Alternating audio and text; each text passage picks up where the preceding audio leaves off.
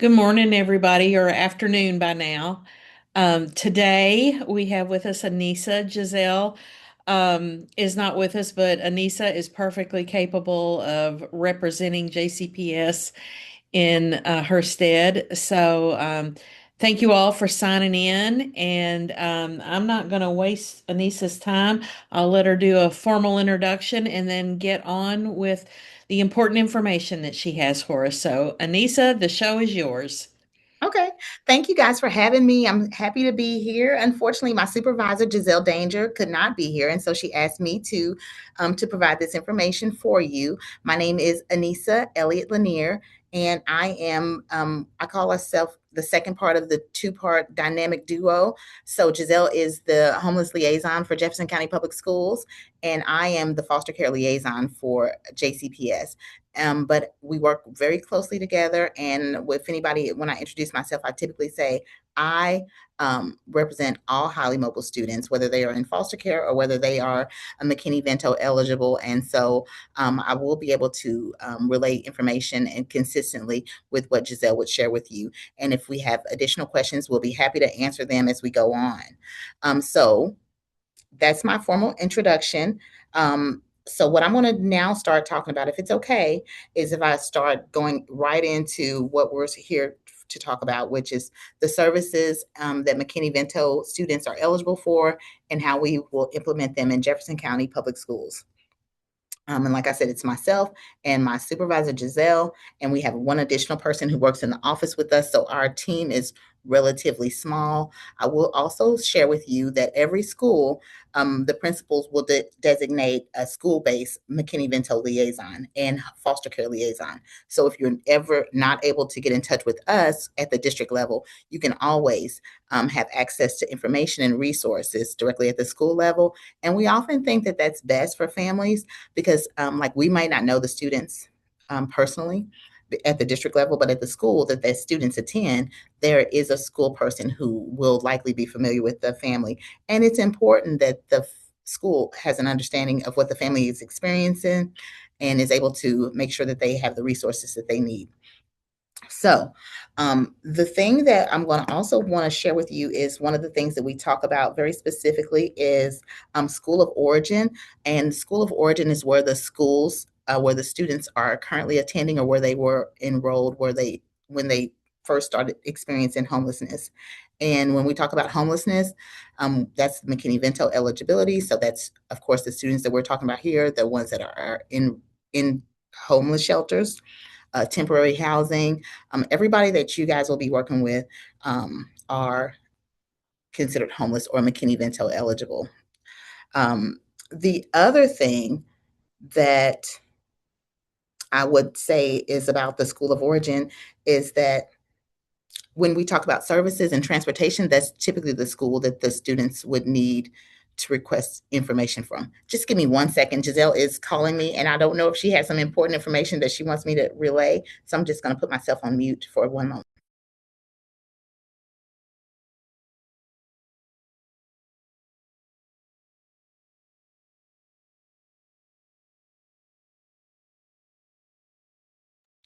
I apologize for that. She was just confirming that the link and everything was working this morning or this afternoon, and it is. So the school of origin is what I was saying. So if you have students in your programs that have been enrolled in Jefferson County Public Schools, the schools that they previously attended is the school of origin. And that's what the federal law covers. It covers that they will be able to enroll at the school of origin, the school that they were attending, or a school based on their current address. So if a student comes to your program and they've never been to Jefferson County Public Schools, then they will be assigned to a school based on their current address. And the reason why that current address gets to be a big deal is sometimes, as you know, our families are highly mobile. And if they are going to be moving, we will not be able to request those transportation services until that move occurs. Not like I'm moving in on Monday and you're calling on Friday. It doesn't work that way. But when it comes to moving forward, when they move to that actual address, then we can request transportation.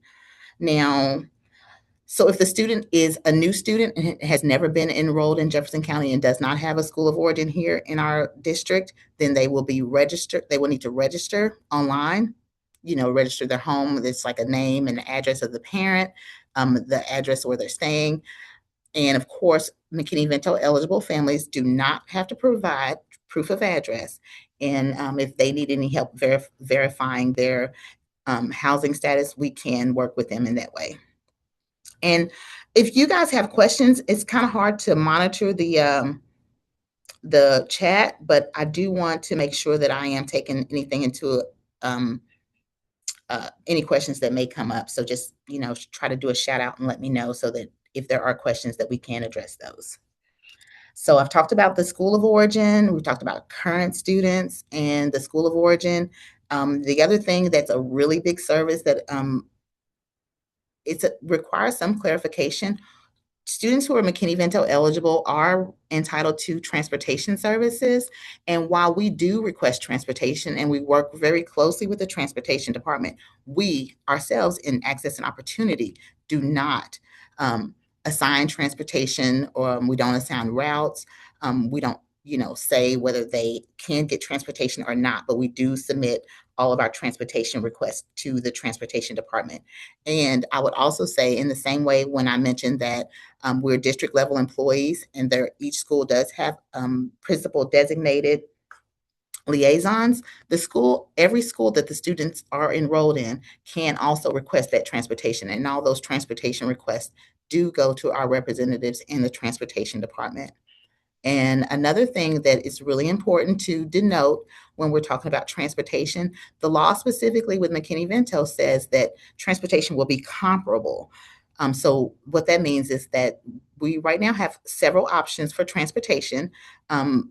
We have a bus, we have vans, and we have some transportation alternatives. Now, typically people will really desire a bus, and we do think that that's ideal. However, and with our district of our size and families being entitled to transportation at the school of origin, sometimes a bus is not always available. So that's where the comparable piece comes in. So even if they are not able to have a bus or a district van, they can also be offered transportation alternatives. And right now, our transportation alternatives include a gas card, TART tickets, and we also have the ability to use third-party transportation. And sometimes that transportation, especially if it's a Uber, we will not allow students under 18 to ride in an Uber by themselves. So an adult will have to ride with the student to school, and then the Uber would take the parent or the 18-year-old home, and then do the same thing in the afternoon. And if those alternatives do not work for families, then the other option is to go to a school based on their current address, whether that be at the shelter or the transitional home. But of course, ideally, what our biggest priority in Access and Opportunity and with McKinney-Vento is that the students have educational stability. So we do hope that our families are able to use one of those transportation supports to maintain enrollment at the school of origin for consistency. Now, for the other thing that I want to share with you is that we have supports that we often offer our families, and we will definitely offer to you all. So we will, at the conclusion of this meeting, be sending out a link or a sheet for us to collect some information from you all. It's really important that we have up-to-date contact information at the shelters for who we're going to partner with to serve the families that are on site with you. So, because what we can offer is specifically for the families that are at the shelter, we will take information about what their name of the parent, the address, the phone number, and the school that they are enrolled in. And we will request transportation to that school of origin based on the address of the shelter. And we will also request uniforms. And this is specifically for the shelters where the families live. For families that you may serve that do not live on site, that are not where it's a residential program, they can still get those uniforms through the family Family Resource Center, or whoever the principal has designated as the liaison at the school. So, and our students who are McKinney Vento eligible will always get double resources. So if typical families would get from a CAP clothing referral, which is clothing assistance program, they would get a pair of pants, a shirt, 5 pairs of underwear, and 5 pairs of socks and a belt. And sometimes shoes are also available. But for McKinney Vento eligible families, they will receive double the amount. So they would receive or be eligible to receive 10 pairs of socks, 10 pairs of underwear, 2 shirts, and 2 pairs of pants. And those are all uniform items. And again, we will be submitting a link for you guys to provide information about who the contact person is. And then we will also be giving you an opportunity to give us the names and the sizes of those students so that we can work with Justin Willis, who operates the clothing assistance program, to arrange pickup time for those items and hopefully before school starts. So what we're going to say is since we're going to be requesting this information and making this link available to you all today, we're going to set a deadline for those items of information to be sent back to us so that we have time to prepare them and get them to you all before school starts. And we're going to say that deadline is July the 10th. Okay, so today's the 1st, so that gives us some time to go ahead and start getting that information from your families. And I think it's really important to also say just to be careful and to work with families as much as you can, because sometimes we always question, like when we get that information, like if say the student is 6 years old and they're saying like that they were like a 12. I mean, if that's fine if the student wears a size 12, but sometimes it does make us nervous that the information that we're getting may not be accurate. So just work with them so that the information is as accurate as possible, because not only do we want them to have the resources with those clothing assistance program, we want them to be able to use those items. So just to make sure they fit when it comes to their underwear size and their shoe size and their pants and clothes, especially when it comes to the kids, especially like those middle school kids, because it'll be like an adult size or a youth size. And that really makes a big difference if you're talking about a size 6 for a girl or a size 6 for a teenager. So just be mindful of those things when we present that information to you, to get that information so we can get those resources to our students. And one of the other services that we provide with in Jefferson County and Access and Opportunity for our shelters is we currently offer on-site tutoring. We have certified teachers come on-site at VOA and at Wayside, and we are currently exploring making that available to families at the Salvation Army. And so just wanted to put that out there and let you know how we're trying to expand the services that we offer to our families and our students to help them be successful academically.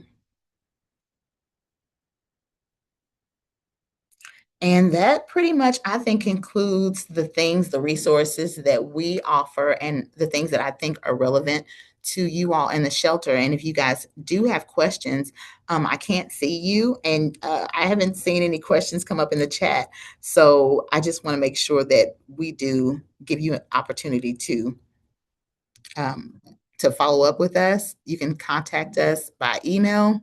You can contact us by phone if you have general questions. The phone number here at our office is 502-485-3650. And my name is Anissa Elliott Lanier, and I can help with specific questions related to kids who are in foster care and kids who are McKinney Vento eligible. My supervisor is Giselle Danger, and she is the homeless liaison, and she's my supervisor. So she supervises and leads the effort with guiding JCPS in the efforts to identify McKinney Vento eligible families and provide the services that they are entitled to. And I also want to, we might be reaching out to you guys if you guys want to create or contribute or participate in any way in offering some kind of letter of support, just to let our administrators and our higher ups know how much work we do and how much work is needed in the community, because our team is so small and we do our very best, but we feel like our numbers are small here for our office, but we know that the numbers and the needs of our families are growing exponentially. And we are doing our best to make sure that we are not under identifying kids, because we know that even though we might serve 7,000 kids in any given year between McKinney, Vento, and foster care, we know that any number that we can identify is underrepresentation of the actual numbers. Because while you guys are in shelters, we do know that most of our families are not in shelters or hotels or anything like that. Most of them are actually doubled up. So if you recognize that we could benefit and that you could benefit, and most importantly, our families and our students could benefit by having more people working towards this cause, please just consider reaching out to us or respond when we reach out to you for Anissa, tickets. we've got a Yes, request to have you put your contact information, phone and email in the chat. yes, I will do that. Thank you for that. I appreciate it so much. And if there's any other questions that have popped up, or if this is a good time, if anybody wants to bring something up, I'll do my very best to address it now. That's my email address I put in there now. And I'm going to put our office phone number. And I'll put my phone number in there specifically. But I will tell you this, like right now, it's kind of quiet. Gratefully, today's the first day we are able to identify McKinney-Vento eligible families, because their eligibility period, while it can go on forever, it typically will last. Anybody who was identified last year, their McKinney-Vento eligibility expired on June the 30th. So we have to reassess everyone's um, housing status for eligibility for this upcoming school year. So now today is the very beginning of a very, very busy season for us. And that's why sometimes email is really good. And that's why we also always want to highlight that these resources are available at the school level. And then the other thing I think is important to say is sometimes we will do additional resources that are beyond stuff for school stability. And those resources are always distributed at the school level through the McKinney-Vento liaison that the principal designates. And oftentimes it's the Family Resource Center coordinator, but sometimes it may be a guidance counselor or a principal. So just want you to know that if anybody is having a hard time getting in touch with us, that those resources are there. So I have the 485-3650 is our office number for the main office. And there's someone there to answer that phone, and he works really closely with us. His name is Mr. Torres. And then the 485-3654 is my direct line. And I put my email address in there as well.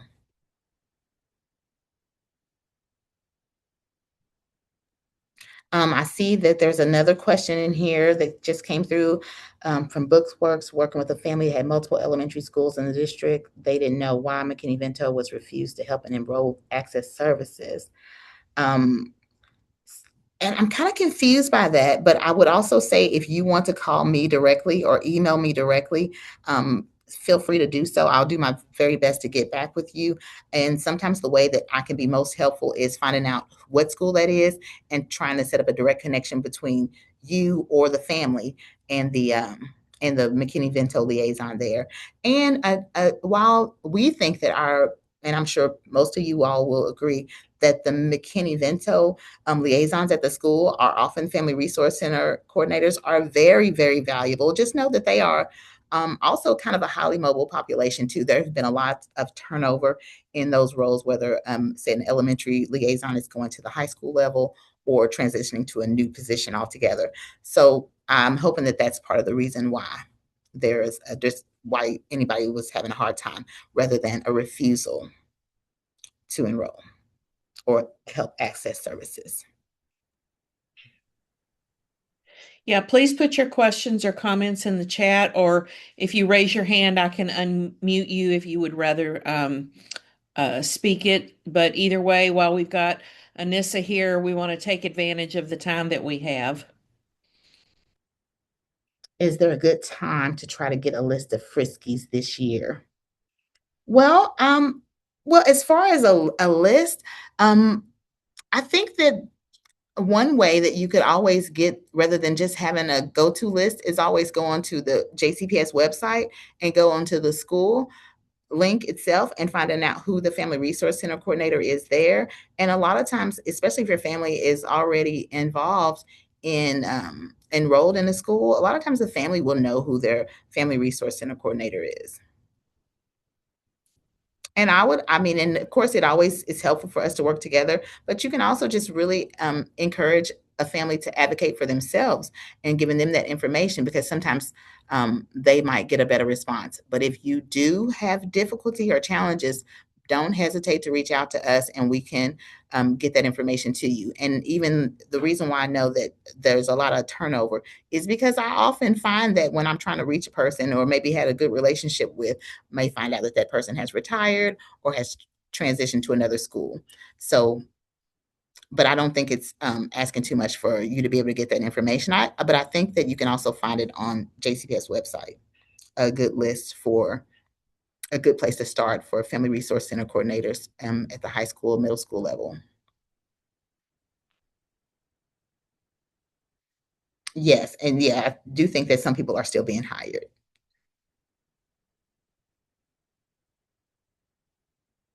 Do you guys have any other questions? Questions, comments?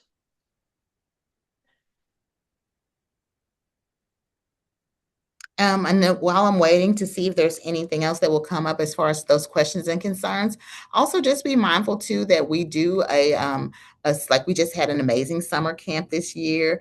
And again, just like we were talking about before we started the meeting, sometimes we'll have like 60 kids sign up, but we may only have like 45 or 40 students come when it attend when it's time to participate. But we always try to schedule extended learning opportunities for kids when there's no school. So whether it be summer or spring break, we always try to make sure that we have some meaningful experiences for our students. This year, we went to Derby Dinner Playhouse. We went to the Science Center. We went to um, Louisville Science Center, Derby Dinner Playhouse. They saw Rapunzel. The kids really enjoyed that. We took them on 4 different trips. And so and we took them on the Belle of Louisville on a cruise to the Belle of Louisville where they had lunch and drinks. And so every year we try to do something really, really nice. And our staff is amazing. They're certified staff. We had stage 1 come in on every day that we didn't go on a field trip. Stage 1 came in, did storytellers for each grade level, and we always break them up. And this is for elementary students. We had K1 in one group. We had 2, 3, second and third grade in one group and fourth and fifth grade in another group. And also another thing that we did this year that we're really proud of is we did like ACT preparation classes for our students where we picked them up on Saturday. It was a big time commitment, but we saw our students grow in not just their ACT scores, but their confidence. We also offered scholarships for 21 students. We were able to provide full scholarships that include housing and tuition for 4 semesters immediately after graduation. So when we send out stuff, if you have kids that are in those age groups for whether it be for the summer camps or for the spring break camp or in the high school age to take advantage of some of those higher education opportunities and scholarships, please send them and we don't take it for granted to think that they might not be the kind of kid that's interested in that because we had some kids that were typically probably not the kind of kids that you would think would be concerned about their ACT scores, and those are the kids we've seen the most growth with. And right now we even had kids taking dual credit classes for college credit, and so we're so excited to be able to offer those, and we always need your support to make sure we have the right kids involved. There's another question that popped up there. Um, um, Sarah, what agency are you with? What agency are you with? I'm thinking that I don't want to say for sure. You with the coalition, with the coalition. We can add you to that. Just send us your name, but typically I know we reach out directly to to all the schools. We send it to the school liaison.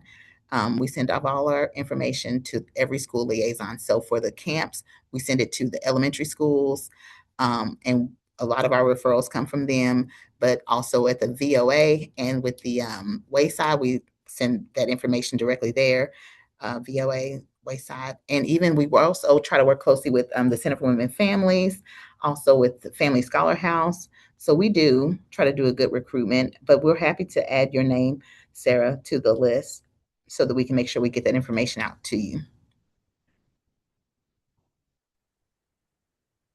And as far as that goes, we start probably recruiting for the spring break camp probably around March, the beginning of March, because usually spring break is that first week in April.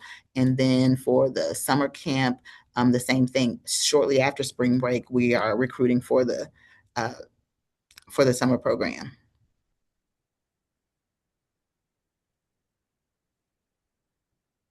And we kind of have an open door policy. So if you ever just send us a email or reach out to our office, if you call that 485-3650, we will definitely, try to address any questions that you have. And if you just even like want to find out when that's going to come out.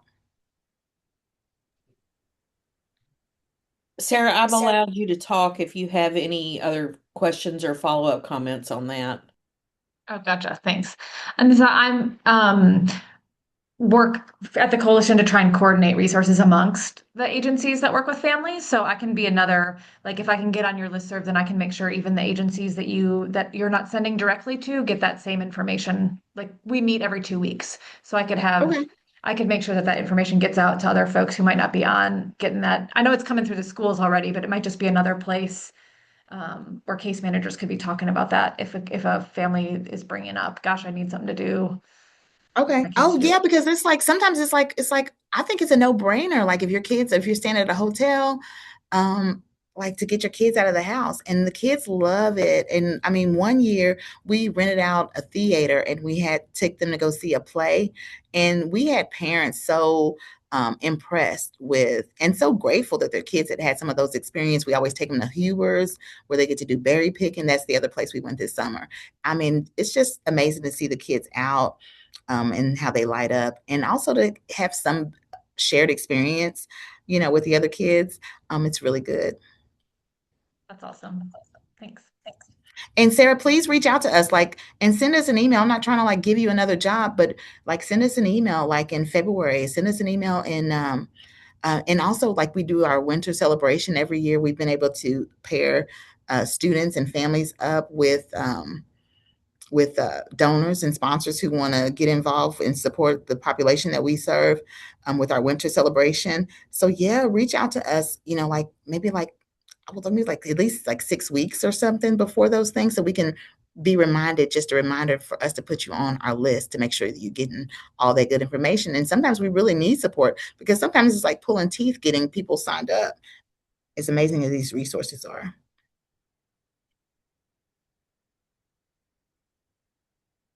Thank you for your feedback and for wanting to help us in that way.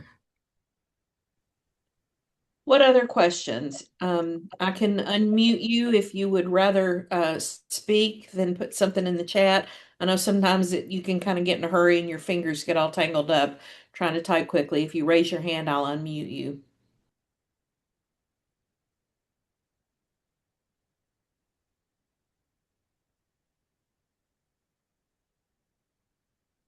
But Sarah, I am writing your name down, and I've seen your name before. I know that it's familiar to me. I think we've even tried to get you some special access so that you can be Yeah. another.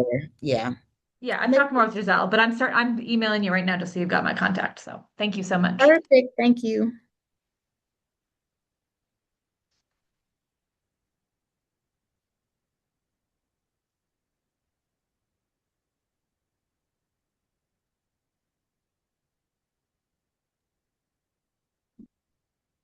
Anybody else?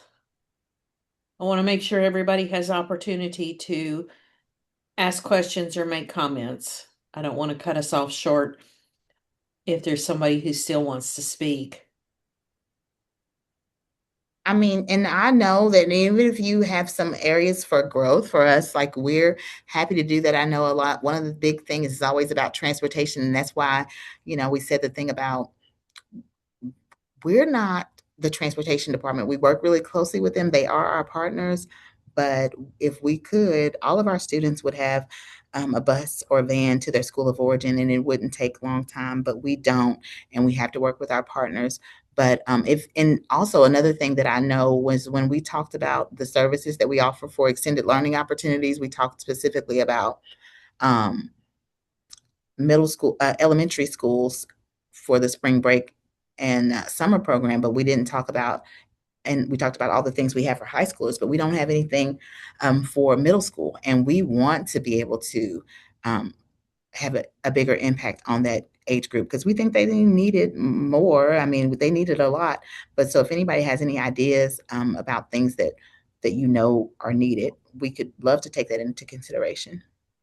Okay, here's another interesting question from someone who works with Family Scholar House. Is McKinney Vento an opportunity for young adults as well? I work with the Family Scholar House with the young adult population, and some of them are working towards their GED. Well, and I don't know if you want to come off of mute and say specifically what kind of things you have in mind, but typically, no, we typically work with students who are enrolled in school, not that are not in school, or students that have graduated. Like even the school students that we had in high school, once we give them their scholarships, like we will be somewhat limited in the supports that we're able to offer them. But we do stuff with early childhood. But I'd love to hear from you if you have anything specifically that you were asking about. You can talk now, so if you want to speak more to your question, you can. Yeah, absolutely. Overall, I was just trying to see like what opportunities there are for our young adult population that are trying to obtain their GED. But I mean, if there's we with Family Scholar House, obviously, we help with the single parents as well as their children. And so Mhm. some opportunities do kind of skip over our young adult population, which makes up half of one of our campuses. And so I was just trying to see if there was anything that we could kind of work out or see if there's an opportunity for them as well, because they can get into our program if they are foster alum and seeking to get their GED as well. Well, I don't know. I think that that's a question that maybe I would love to talk to you more about and with my supervisor because it's something like I'm not surprised that that's the situation. And I know that um, we want to work really closely with Family Scholar House, especially because we know that their parents are in school and we want to Mhm. make sure that those kids have educational stability. But I don't think we've ever given much thought to the population that you're talking about, like students who have exited foster care. They're actually adults. Or people that are still considered McKinney-Vento eligible because they are at Family Scholar House with regard to continuing education. Mm-hmm. Absolutely. So send me an email. And how do you say your name? It's Matea. Matea. Yeah, send me an email. Okay, for sure. And then too, like when I mentioned the thing about a letter of support, like that might be a good um thing for us to discuss at that time because like what I know is that a lot of times Giselle and I have these really good ideas and things that we want to do, but any program that we come up with, it's just so demanding to put it together, implement it, and then recruit and make sure it gets handled and carried out like we want it to. So if it's something that the law covers, I'm sure that's something we would want to do. We might just not have capacity to do it. But I love to talk more about how we could partner together to support that McKinney-Vento eligible population. Someone else has their hand up?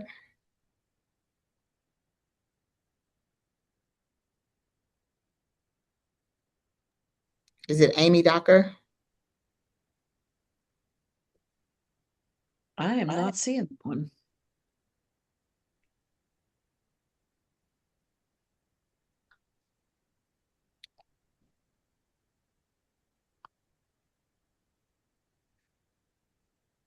Yes, Amy Doctor, Docter. She does have something that she wants to say, and she's asking that you unmute her. Okay, you're allowed to talk now. Go ahead. Oh, perfect. Can you hear me? Yes. Yes. Well, first, thank you for putting this together and the work that you will do. I know it's not very easy.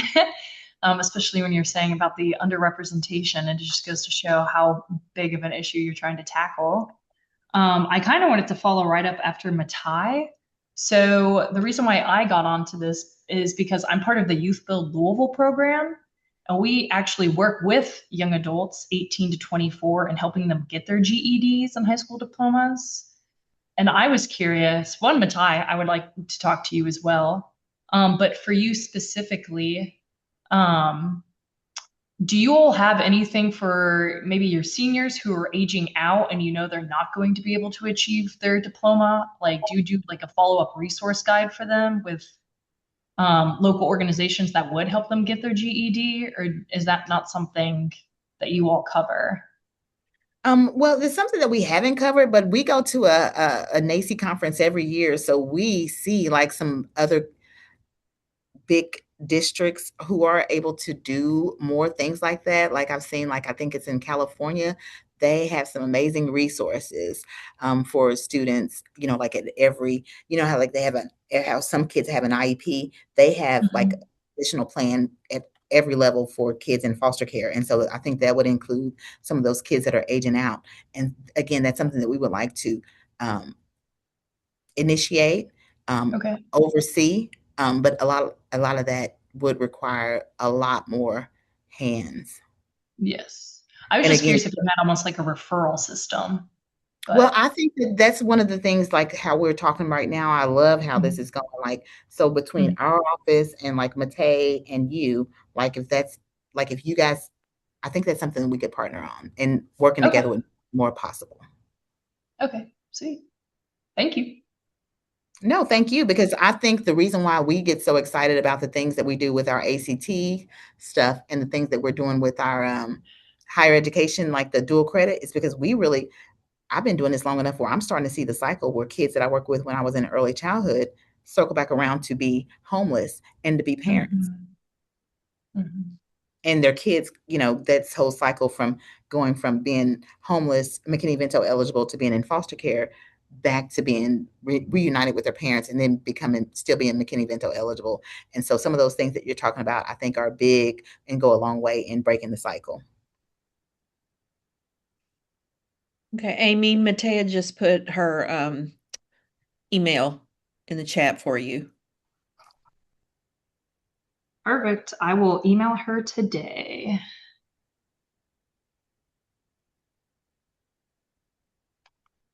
Okay, good discussion going on here. A lot of ideas being generated. Who else has anything that they want to say or ask?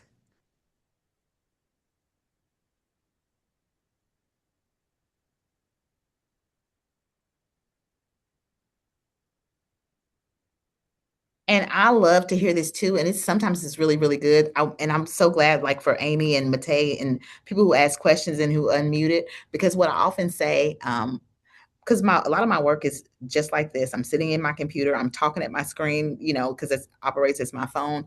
And I always say that I want my voice to be more than just like this tiny whisper. I want it to be like a thunderstorm. And the only way it's going to happen is if we're all working together. And so I love this collaboration. And I know it's time consuming, but I think it's worth it. And we get better results when we do it. And our kids are worth it. Absolutely.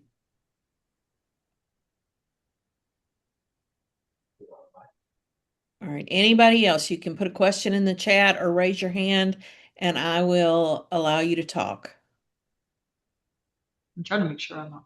Oh, I'm not. I'm still not muted. So. From us, I'm trying to, I'm not muted. We sometimes, I know you don't deal with transportation, but sometimes shelters have had a hard time when, once transportation is arranged, sometimes with like parents saying, oh, the bus never came, and bus driver saying, I came, but you weren't here, that sort of thing. In those moments, are the best ways to navigate by calling like the bus station hub, the school, like where's the first point when we're having those sorts of I'm like glad that you regular. asked. And because I will tell you, a lot of times people want to, we get a lot of phone calls related to that kind of thing. It's like, oh, the bus didn't come. Like, where's my driver? And I'm like, again, since we don't do that, we really can't answer those questions. But I would never recommend that people call the bus compound. Bus compounds really don't, and they shouldn't take information over the phone. Really, that information is supposed to come from the school, and from, you know, people in transportation. So what I say, and we do a lot of advocacy on our end. We have, there is a Giselle, my supervisor, she advocated for, the creation of a position, and who initially was on our team, but then transitioned over to the transportation department. Her name is Ashley Banks, and she is a good contact for that kind of thing. But if you reach out to us with that, that's the who I'm going to connect you to. I'm going to connect our families to Ashley Banks so that she can answer those questions, because sometimes she may not know that the driver is is not showing up for our families. Do you have her contact info that could be put in the chat? Well, let me see if I can see what it is. Ashley Banks. And so her email, she does work for JCPS. So it's Ashley. I will spell her name out for you. And then it's the same format as all the other JCPS emails. Ashley. And then I'll look and see if I can find her phone number.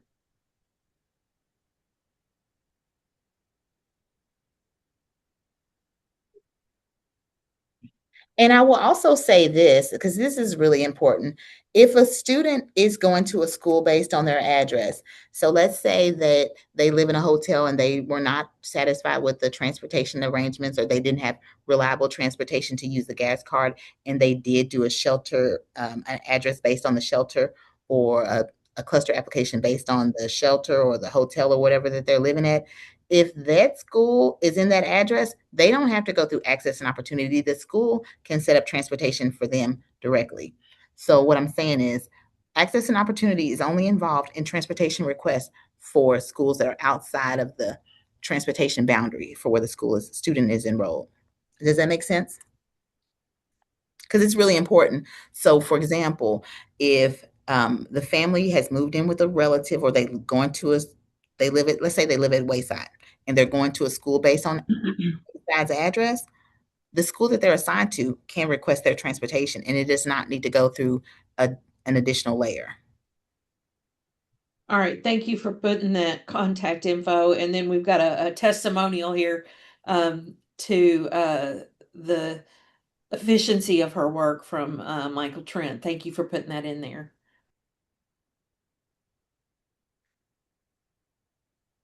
Okay, I want to read that, and then I'm gonna try to get Ashley's phone number for you, Miss Danger. Okay. Ashley Banks, yes, and we appreciate Ashley. She's very valuable, because she can correct a lot of those issues, and especially for our families.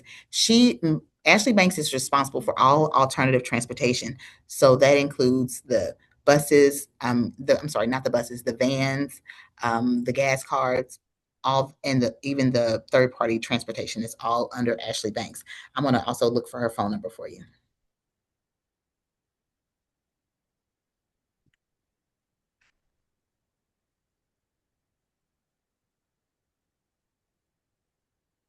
But she will not be able to help you if the transportation request has not already been submitted using the app that we use at either the district level, or, oh, I accidentally called her, the district level or the school level. But after the request has been submitted, she's a good follow-up call. And I think that she is like me. She probably prefers email, because it just makes it easier to manage the volume of work, and easier to be more responsive. Okay, and it looks like Bobby from Salvation Army has given you her contact info, but Giselle has also asked me for the emails of everybody that's on this call today. So I will send those to her once we're done. I can just send those to her in one email. Yes, and that's going to help us make sure that we are reaching out to the folks who have families on site, to make sure that we are able to get that information, to request the sizes for uniforms, and to make sure that we have transportation requests in. And that 02-546-7090. That's Ashley's direct line.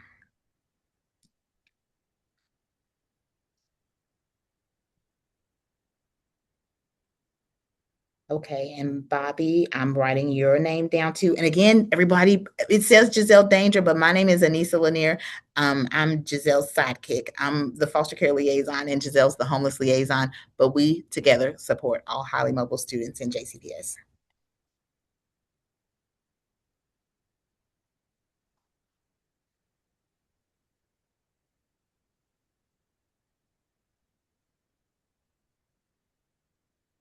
Does anyone else have any other concerns or questions?